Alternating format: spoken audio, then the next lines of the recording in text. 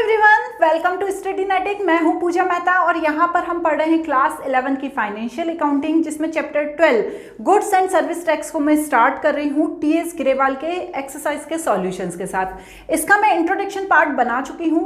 यदि आप एनसीईआरटी की बुक से पढ़ रहे हैं या डीके गोयल की बुक से पढ़ रहे हैं तो भी आपको टेंशन करने की जरूरत नहीं है, क्योंकि सभी बुक्स के जो एक्सरसाइज के सॉल्यूशंस हैं लगभग मिलते जुलते ही हैं। तो आपको तो प्रैक्टिस करनी है। यदि आपके पास ये बुक नहीं भी है तो मैं बिल्कुल न्यू एडिशन की बुक से पढ़ाई करवा रही हूं, तो आप मेरे साथ जुड़े रहिए, मेरे साथ क्वेश्चंस करते रहिए। कोई भी डाउट हो कमेंट बॉक्स में पूछ लेना। यदि कोई भी चीज की नीड है तो कमेंट बॉक्स में आप मुझे लिखकर बता सकते हैं। आप मेरे ये नोट्स मेरे स्टडीनेटिक ऐप पर जाकर भी ले सकते हैं, क्योंकि उस ऐप पर मैंने सभी नोट्स प्रोवाइड कराए हैं बिजनेस स्टडीज के एंड अकाउंटेंसी के। तो बिना देरी किए स्टार्ट करते हैं। चैनल को प्लीज प्लीज प्लीज सब्सक्राइब जरूर कर देना, क्योंकि आप सब्सक्राइब करते हैं तो मुझे भी काम करने में अच्छा लगता है। तो चलिए स्टार्ट करते हैं क्वेश्चन नंबर 1 के साथ। देखिए यहाँ पर पूरा मैं बता चुकी हूँ कि इनपुट जीएसटी आउटपुट जीएसटी क्या होता है, किस तरह से हम जनरल एंट्री करते हैं। यदि वो वीडियो नहीं देखे हैं तो पार्ट 1 एंड पार्ट 2 वीडियोस जरूर देख लेना, फिर क्वेश्चंस करना स्टार्ट करना, ताकि आपको और अच्छे से समझ में आ जाए। तो देखो यहाँ पर journalize the following transaction in the books of Gurman of Delhi, sold books to Krishna of Delhi in the list price 20,000 less trade discount 10%, CGST and SGST. CGST मतलब central goods and service tax and SGST मतलब state goods and service tax 9% each. ठीक है ना, each लिखा हुआ है मतलब दोनों, ये भी 9% है और ये भी 9% है। यदि यहाँ पर 18% लिखा होता और ईच नहीं लिखा होता तो हम दोनों को आधा आधा दे देते।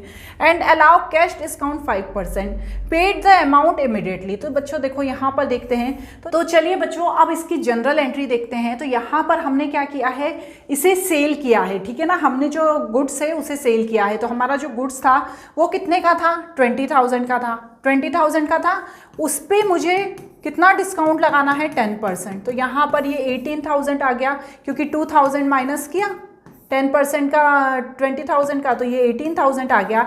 अब यहाँ पर एक बात और कही गई थी कि जो भी सीजीएसटी और एसजीएसटी है वो सारे डिस्काउंट को माइनस करने के बाद लगाना है। एक 5% कैश डिस्काउंट भी दिया हुआ है। देखो यहाँ पर आपको भी वर्किंग नोट करना है। 5% कैश डिस्काउंट भी दिया है, तो 900 आ गया। तो आ गया अमाउंट 17,100। इस पे सीजीएसटी 9% एंड एसजीएसटी 9% लगाना है, तो मतलब अमाउंट आ गया 20,178। ठीक है ना। अब यहाँ पर जब हम इसकी जनरल एंट्री करेंगे बच्चों, तो ध्यान रखना है आपको कि डिस्काउंट अलाउ को हमेशा हमें अलग से शो करना होगा, जो कैश डिस्काउंट है। ट्रेड डिस्काउंट को कभी शो नहीं करते, ये तो हम अपनी जनरल एंट्री में भी पढ़ चुके हैं। तो यहाँ पर कैश जो हमारे पास रिसीव हुआ है वो हुआ है 20,178। हमने डिस्काउंट अलाउ किया है 900। सेल्स थी हमारी 18,000 पे, और उस पर आउटपुट सीजीएसटी और एसजीएसटी हमको मिला है 1539 एंड 1539। तो यहाँ पर इस तरह से इसकी जनरल एंट्री होगी। सेकंड वाला क्या है, supplied goods costing 6,000 to Mohan Kolkata, issued invoice 10% above cost less 5% trade discount plus IGST. IGST जब हम एक स्टेट का सामान दूसरे स्टेट में सेल करते हैं तो आईजीएसटी लगता है। तो देखो बच्चों यहाँ पर हमने सप्लाई करी है गुड्स की 6,000 की कॉस्टिंग थी, तो हम इसका भी यहाँ पर देखो नीचे वर्किंग नोट देख लेते हैं। तो हमारी जो कॉस्टिंग थी वो कितनी थी, 6,000 थी। 6,000 थी ना, तो हमने यहाँ पर 6,000, उस पर क्या हुआ, 10% का इनवॉइस इशू हुआ। ठीक है ना, तो मतलब क्या हुआ, 6,600 हो गया। ट्रेड डिस्काउंट कितना बोला है, 5%, तो यहाँ पर 5% ट्रेड डिस्काउंट लगा दिया। और आईजीएसटी दिया है 18%। तो यहाँ पर सेल किया है तो हम क्या करेंगे, वसूलेंगे ना, हमारे पास आएगा ना। तो यहाँ पर 1129 का क्या है, आईजीएसटी है। 7399 का अमाउंट आया, लेकिन यहाँ पर भी जो डिस्काउंट है उसको बताना पड़ेगा। तो यहाँ पर क्या आएगा, 7399 आउटपुट आईजीएसटी का अमाउंट लिखेंगे और सेल्स का अमाउंट लिखेंगे। क्लियर हो गया ना। इसके बाद नेक्स्ट क्या है, goods value 2500 distributed from stock as sample. अब हमने बच्चों पहले जब इसका इंट्रोडक्शन पार्ट समझा था तब हमने ये देखा था कि यदि कोई गुड्स सैंपल के लिए दिया जाता है तो रिवर्स हो जाता है। जो इनपुट सीजीएसटी और एसजीएसटी पहले डेबिट में आता था वो रिवर्स होकर क्रेडिट में आ जाता है और टू परचेज अकाउंट करना होता है, क्योंकि सैंपल में देने का मतलब ये है कि हमने फ्री में ही दिया है, किसी तरह का कोई पैसा नहीं लिया है, लेकिन उसे हमें हमारे अकाउंट में तो शो करना होगा ना, तो हम उसे परचेज अकाउंट से शो करते हैं। तो यहाँ पर to purchase account, to input CGST, to input SGST, तो ये रिवर्स एंट्री है। और अमाउंट भी देखिए यहाँ पर इस तरीके से आएगा। समझ में आ रही है ना एंट्री। आपने यदि एंट्री वाला वीडियो नहीं देखा है तो प्लीज उसको एक बार अकाउंटिंग एंट्रीज के वीडियोस को जरूर देख लेना। क्लियर। अब इसके बाद जो लास्ट एंट्री है वो क्या बोल रहा है, sold goods costing 1 lakh, Anil Delhi profit 20% on sales less 20% trade discount plus CGST and SGST 9%। तो चलो इसके लिए भी हमने नीचे बनाया हुआ है। तो देखो यहाँ पर हमने जो सामान बेचा है वो 1 लाख का बेचा है। कितने का बेचा है, 1 लाख का बेचा है, उस पर प्रॉफिट है 20% मतलब 1,20,000। ट्रेड डिस्काउंट कितना है, ट्रेड डिस्काउंट का अमाउंट लिखा हुआ है कितना, 20%। ठीक है, तो हमने 12,000 का 20% माइनस कर दिया। इसके बाद CGST और SGST आखिरी में लगता है। जितना भी कैलकुलेशन है वो पहले हो जाता है और CGST, SGST या IGST सबसे आखिरी में लगता है। तो 113280 आया और बस हमने उसकी ही एंट्री कर दी। यहाँ पर कैश हमारे पास आया, 2 sales, 2 output CGST, 2 output SGST। Clear हो गया, बस पहला क्वेश्चन हो गया। अब एक और क्वेश्चन देख लेते हैं क्या कह रहा है। आप सेकंड वाला क्वेश्चन देखते हैं बच्चों। इस क्वेश्चन में यहाँ पर मैंने लिखना भूल गई हूँ, लेकिन नीचे एक लाइन दी हुई है बुक में कि CGST और SGST को हमें 9% लगाना है इंट्रा स्टेट के लिए और IGST 18% लगानी है इंटर स्टेट के लिए। तो अब आप यहाँ पर आपको पहचानना है कि कहाँ पर GST लगना है। तो जब भी हम सामान को बेचेंगे या जहाँ सामान को खरीदेंगे तब हमें CGST और IGST लगाना है। तो देखो समझ में आपको आ जाएगा। यदि आपने goods Mohan brothers Lucknow on credit, तो यहाँ पर सिंपल आपको कहीं एक स्टेट से दूसरे स्टेट की बात नहीं लग रही है, एक ही स्टेट में हमने सेल किया है। तो 6,000 वाले पे देखो आप क्या करोगे, इनपुट CGST और SGST लगा दोगे 9%। इसी तरह से नेक्स्ट वाला है, इसमें हमने गुड्स को सोल्ड किया है, इस पर भी आप 9% क्या लगा दोगे, आउटपुट CGST एंड SGST। इसके बाद जो क्वेश्चन है, ठीक है ना, वो उसमें भी क्या है, हमने देखो 5 मार्च का है, हमने कंप्यूटर खरीदे हैं। तो कंप्यूटर पे भी आपको इनपुट, क्योंकि जो खरीदा है हमने GST पेड किया है उस पर लगा देंगे। इसके बाद हमें कैश रिसीव हुआ है सेल्समैन से, तो उस पर भी हमें CGST और SGST लगाना है। हमने जो हमारा पार्ट 2 वीडियो था उसमें सब पढ़ा था कि जो भी आपके सैलरी है, वेजेस हैं, एंटरटेनमेंट का है, या आप कहीं ऑफिस के लिए घूमने जाते हो तो उस पर आपको कभी GST देना नहीं होता है। तो आपको यहाँ ध्यान रखना है कि किस पे GST नहीं लगाना है और किस पे GST लगाना है। ठीक है ना। वैसे तो एक चीज़ तो ये है कि जितना भी आपको GST पेड करना होता है उसकी पहले आपको एक लिस्ट बना लेनी है कि किस पे GST लगेगा, और जिस पे GST नहीं लगता है उसकी लिस्ट बना लेना और फिर उसे ध्यान में रखना, क्योंकि इसी तरह के क्वेश्चन आपको आ सकते हैं। क्लियर। यदि ऐसा क्वेश्चन आता है जैसे क्वेश्चन 3 है कि क्लियर ही दिया हुआ है, goods 5,000 out of goods purchase with in the state were taken by him for personal use, 2,000 due from the Sohan were bad debts. तो यहाँ पर आपको इसी को देखकर करना है।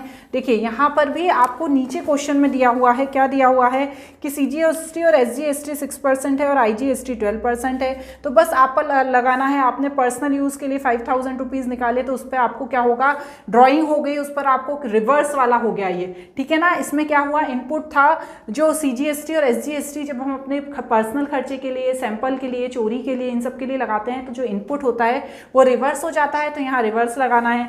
हमारा 2,000 रुपीज़ डूब गए तो हमें यहाँ डूबने की एंट्री कर देनी है, बैड डेब्ट्स। उसके बाद हमारे पास क्या हो गया, लॉस बाय फायर हो गया। तो देखो बच्चों यहाँ पर लॉस बाय फायर हो गया। अब जब लॉस बाय फायर होता है तो हमें क्या करना होता है, इनपुट GST को रिवर्स कर देना होता है। तो देखो हमने यहाँ पर रिवर्स कर दिया, वरना जो इनपुट है वो हमेशा क्या होता है, डेबिट होता है, लेकिन इस कंडीशन में उसे रिवर्स कर देना है।